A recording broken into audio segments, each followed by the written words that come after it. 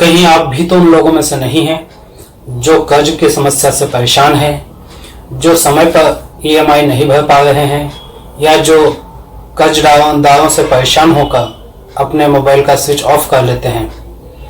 अगर इनमें से किसी परिस्थिति का आप भी सामना कर रहे हैं तो यह वीडियो आज आपके लिए है। जय महाकाल दर्शकों, आज के इस वीडियो में हम पुनः उपस्थित हैं एक नई जानकारी के साथ। वीडियो शुरू करने से पहले मेरा आप सभी से अनुरोध है कि इस चैनल को सब्सक्राइब अवश्य करें।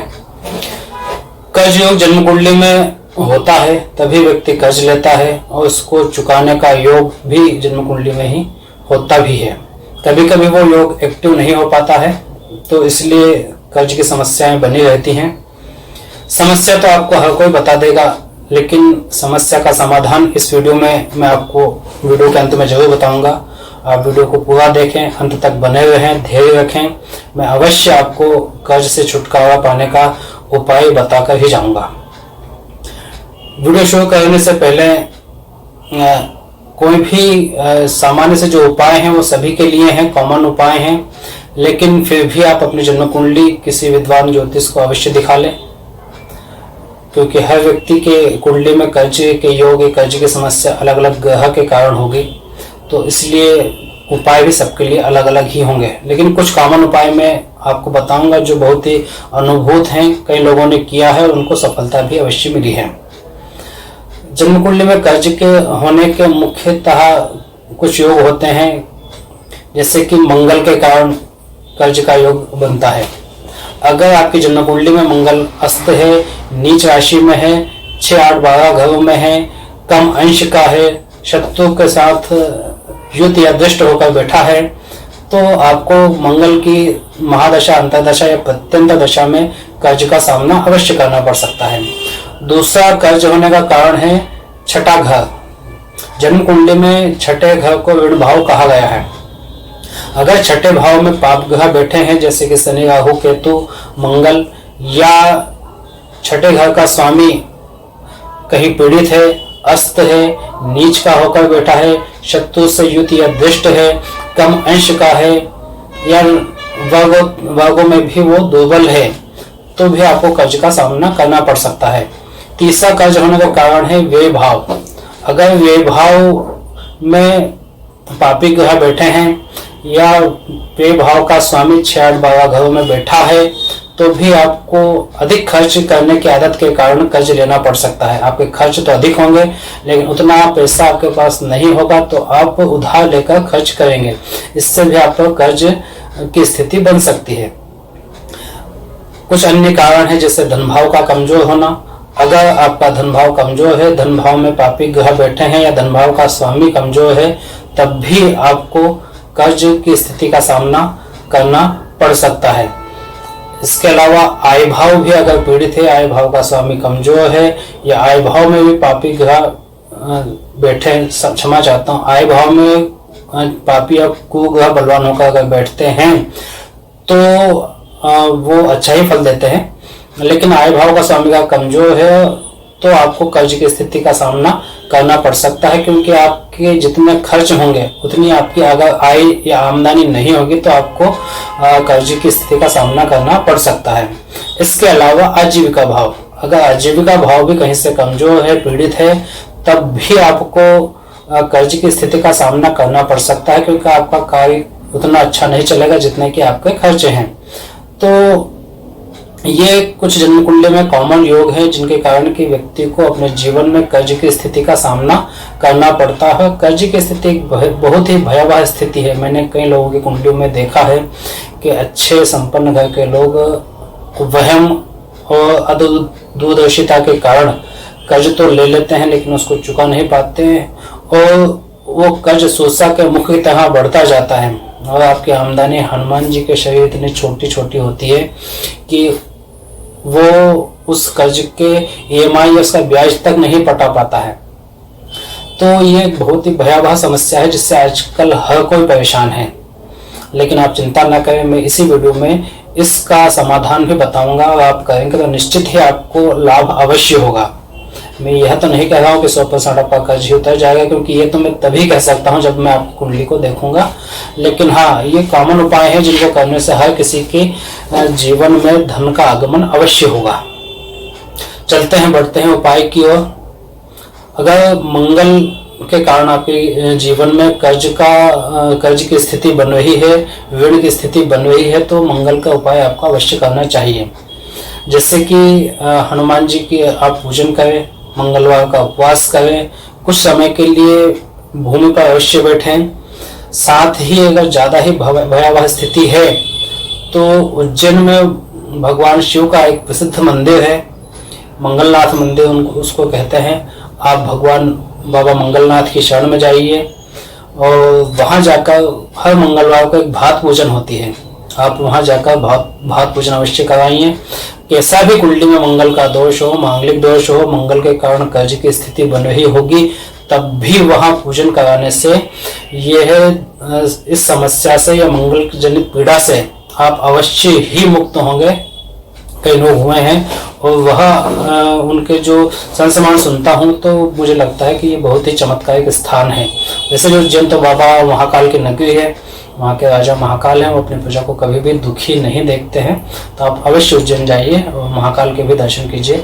इसके अलावा एक ऋण मोचन मंगल स्तोत्र भी होता है, पुराणों में उसका वर्णन है।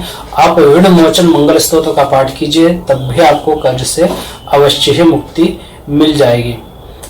मंगल अगर कमजोर पीड़ित है तो आप रत्न पहनने की स्थिति में हैं तो आप मंगल का रत्न मूंगा धारण कर सकते हैं।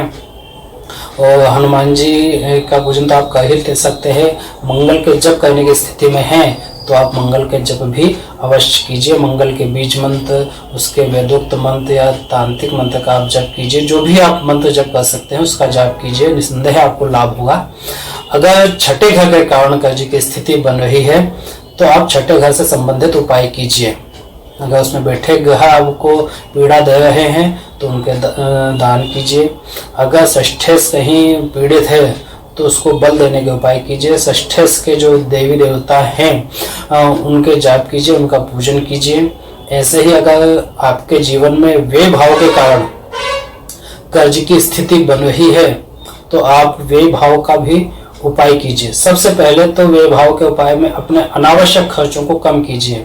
अपने जीवन को बिल्कुल ही स्मार्ट बनाइए और सात्विक बनाइए, जिससे कि आपके अनावश्यक खर्चे कम हों, सादगी से जीना सीखें और अपने अनावश्यक खर्चों पर बिल्कुल नियंत्रण रखिए। तो आपकी आधी समस्या तो वैसे ही समाप्त हो जाएगी। उसके बाद आप वे भाव में बैठेगा कोई पाप ग्रह हैं तो उनके दान अवश्य करें। इसके अलावा वेश अगर का रत्न धारण करने की स्थिति हो, किसी कुंडली में वेश के रत्न धारण की स्थिति बन जाती है जैसे है ना, तो अगर वेश के रत्न धारण करने की स्थिति हो तो आप उसका रत्न धारण करें या उसके अधिदेवता प्रत्यधि देवताओं का पूजन करें, उनका अनुष्ठान करें। इससे भी आपको काफी अधिक लाभ होगा। इसके अलावा अगर धन भाव के कारण बचत नहीं होने के कारण कर्ज की स्थिति बन रही है तो आप धन भाव का उपाय करें।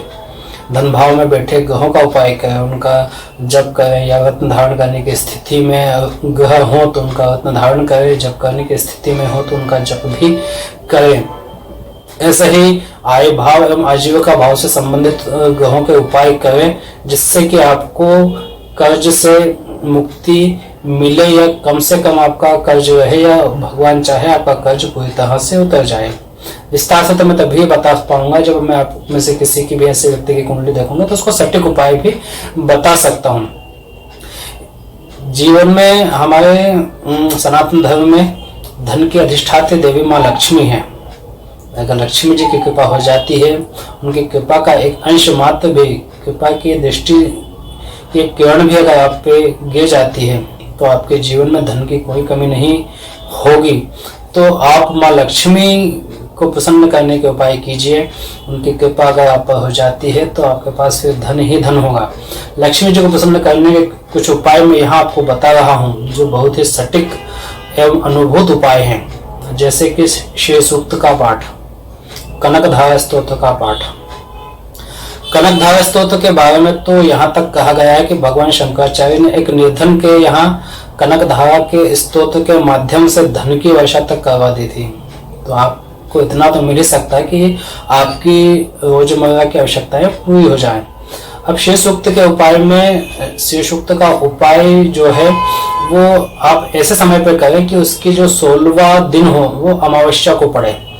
प्रतिदिन आप शाम के समय या प्रदोष काल में शिव सूक्त की 16 आवृत्ति का पाठ करें और निरंतर उसी समय पर आप शिव सूक्त की 16 आवृत्तियों के पाठ 16 दिन तक करें।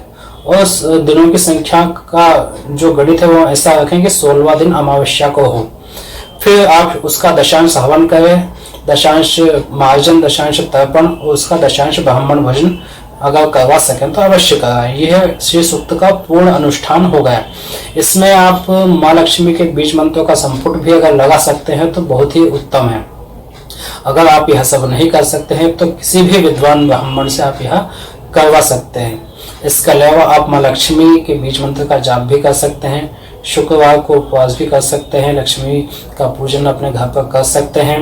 इसके अलावा एक और उपाय है, आप स्फटिक के शिवलिंग को किसी भी शुक्रवार को अपने घर पर लाकर गन्ने के रस से उसका अभिषेक अगर आपको कर सकते हैं, आपको आता है तो खुद करें या किसी विद्वान ब्राह्मण को बुलाकर स्फटिक के शिवलिंग का गन्ने के रस से अभिषेक, रुद्राभिषेक करवाएं। भगवान महादेव तो है ही भोले भंडारी, वो हर किसी की बहुत ही जल्दी सुन लेते हैं। तो आप भगवान शिव का ये उपाय अवश्य करें, इससे भी आपको कर्ज से मुक्ति मिल सकती है।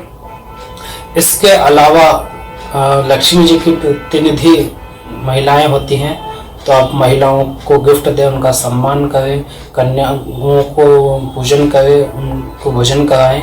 इससे भी काफ़ी हद तक लक्ष्मी जी की कृपा आपको प्राप्त होगी। अगर आपको जानकारी अच्छी लगी हो तो इस वीडियो को सब्सक्राइब करें और अपने किस परिचितों को भेजें तो वो भी इस जानकारी से लाभान्वित हों। जय महाकाल।